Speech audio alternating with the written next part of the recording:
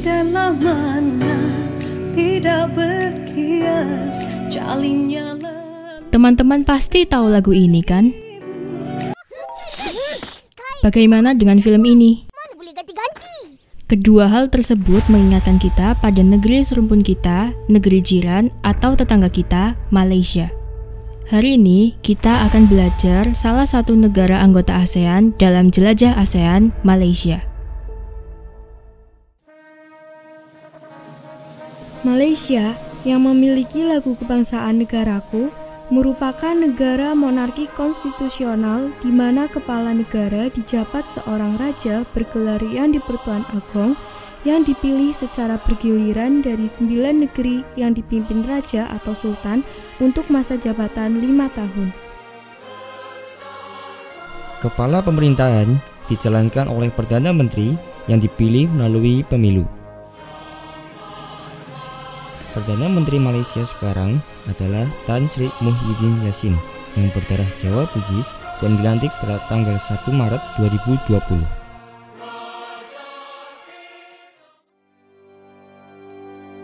Di era sekarang ini, bepergian ke Malaysia begitu mudah. Dari Bandara Soekarno-Hatta, Jakarta, perjalanan ditempuh dalam 2 jam menuju Kuala Lumpur International Airport atau KLIA, baik KLIA 1 atau KLIA 2.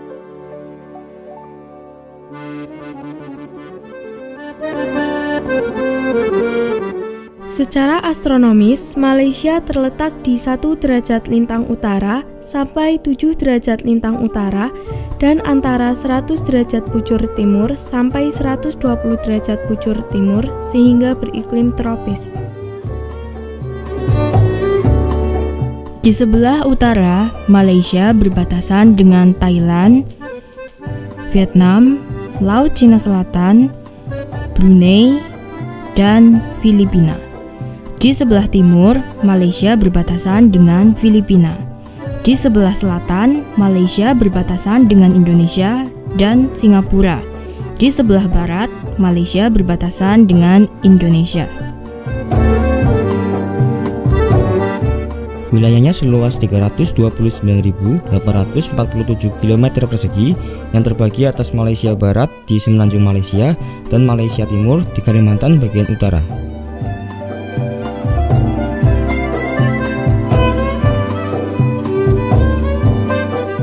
Ibu kota Malaysia ada di Kuala Lumpur.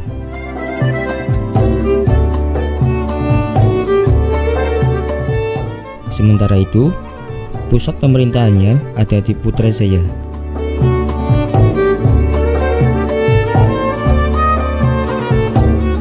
Karena Malaysia beriklim tropis, maka flora dan fauna di sana sama dengan di Indonesia, terutama Kalimantan, seperti orangutan, bekantan, dan gajah.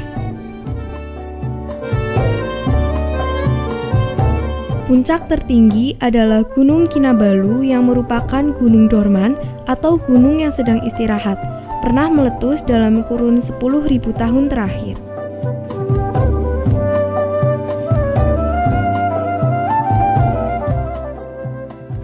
Pada tahun 2018, jumlah penduduk Malaysia 32,4 juta dengan tingkat pertumbuhan penduduk 1,1%.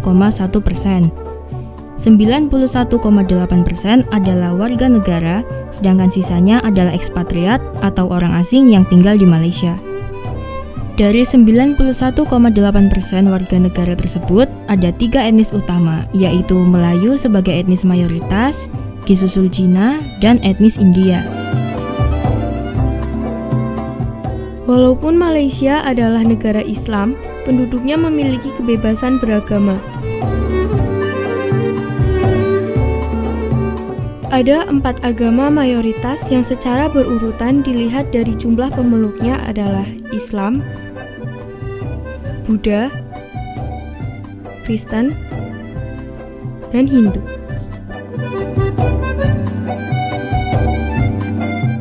Perlu diketahui, Sabah dan Sarawak memiliki hak istimewa terkait dokumen keimigrasian.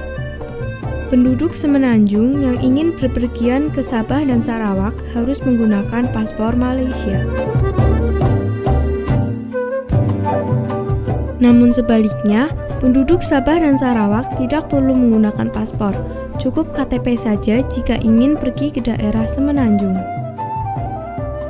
Kita harus mengakui pembangunan di Malaysia sedikit lebih baik. Ini dapat dilihat dari indeks pembangunan manusia pada tahun 2018 sebesar 0,804. Silakan bandingkan dengan indeks pembangunan manusia beberapa negara ASEAN ini.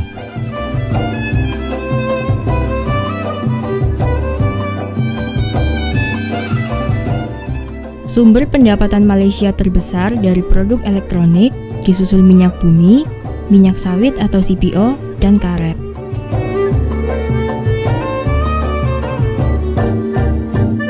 Pada tahun 2020, Malaysia menjadi produsen minyak sawit terbesar kedua dunia setelah Indonesia. Sementara untuk karet alam, pada tahun 2019, Malaysia menjadi terbesar ke-6 dunia, sementara Indonesia di peringkat kedua dan Thailand di peringkat ke-1. Malaysia juga menjadi produsen mobil Proton dan Peru 2 bahkan diekspor ke Indonesia. Skema kredit yang baik menyebabkan kedua mobil itu dapat menjadi tuan rumah di negerinya sendiri. Top 5 tujuan ekspor Malaysia adalah Singapura, Tiongkok, Amerika Serikat, Hong Kong, dan Jepang. Indonesia berada di posisi 11. Sementara itu, top 5 negara asal impor Malaysia adalah Tiongkok, Singapura, Jepang, Thailand, dan Taipei. Budaya Malaysia diwarnai budaya Melayu, India, Tiongkok, dan lokal. Sebagai negara serumpun, kemiripan budayanya dengan budaya Indonesia tidak bisa dielakkan, apalagi banyak penduduknya merupakan turunan orang Indonesia. Persahabatan Indonesia dan Malaysia memang mengalami pasang surut. Namun demikian, sampai sekarang jalinan kerjasama Indonesia dan Malaysia semakin erat. Secara resmi, hubungan diplomatik dimulai pada tanggal 31 Agustus 1957 saat Malaysia mengumumkan kemerdekaannya.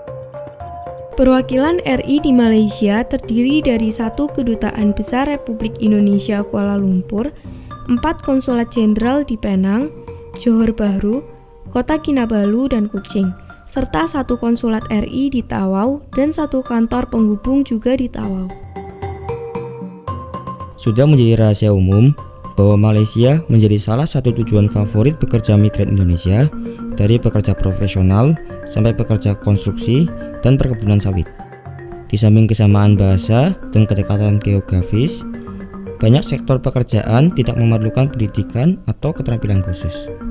Data Bank Indonesia pada tengah tahun 2019 mencatat jumlah pekerja migran Indonesia di Malaysia sebanyak 1,92 juta, baik legal maupun ilegal. Banyaknya pekerja migran dan keluarganya yang berdomisili di Malaysia menyebabkan permasalahan pendidikan bagi anak menjadi isu mengemuka. Untunglah, pemerintah Indonesia melalui diplomasinya telah membuka sekolah Indonesia di Kuala Lumpur dan Kota Kinabalu. Di samping itu, pendidikan anak-anak Indonesia di ladang-ladang sawit yang tersebar di Sabah dan Sarawak diberikan melalui Community Learning Center atau CLC setingkat SD dan SMP.